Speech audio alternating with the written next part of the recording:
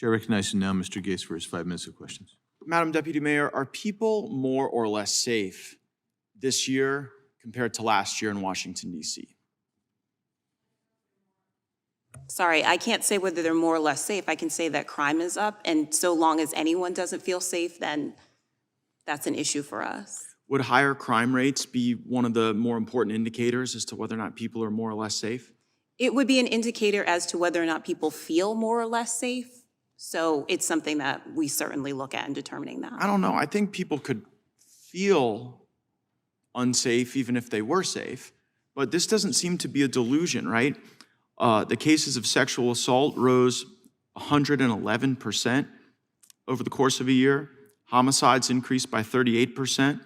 Motor vehicle thefts doubled, increasing 106%.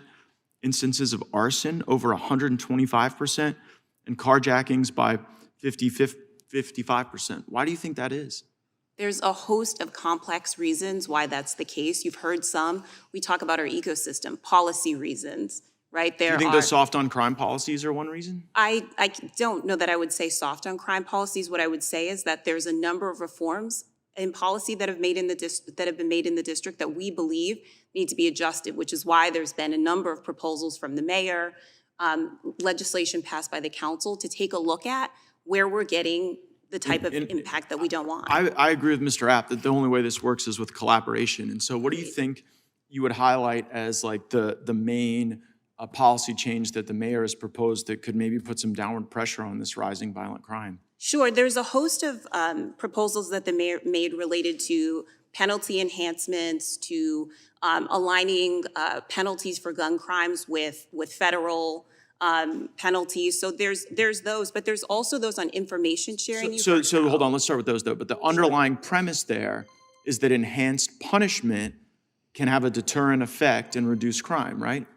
We absolutely agree with that. Yes, that accountability is an important part of crime deterrence. And I'm definitely not blaming you for this because it's not your job, but when we look at the fact that the prosecutor over the DC area has doubled their declinations, like from your standpoint on the front lines in city government, do you think that doubling the number of declinations goes in the right direction or the wrong direction? I would say that what we believe is that if MPD has made arrests, that people need to be held appropriately accountable. We always maintain that, Mayor Bowser. But like it seems like the underlying premise of appropriately accountable is to have penalty enhancements. That it's not as if you think people are being held too accountable, it's that they're not being held accountable enough, right? There absolutely needs to be accountability for those who engage in violent crime. I think Ms. Richards would probably agree with that.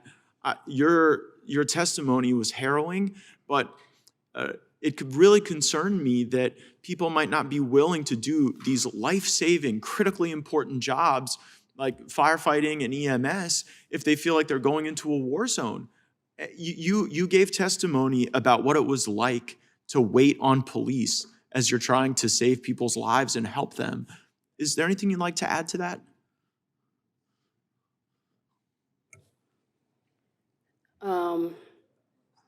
I mean, that's the state that we're in right now. You know, I mean, I've waited in excess of 20 minutes before to try to get MPD on scene for a violent call. What do you do for 20 minutes? We stage and we wait because at this point, we're no longer going in, we're not going to those scenes. And what happens to the people that need your the help? citizens are not getting treated, right?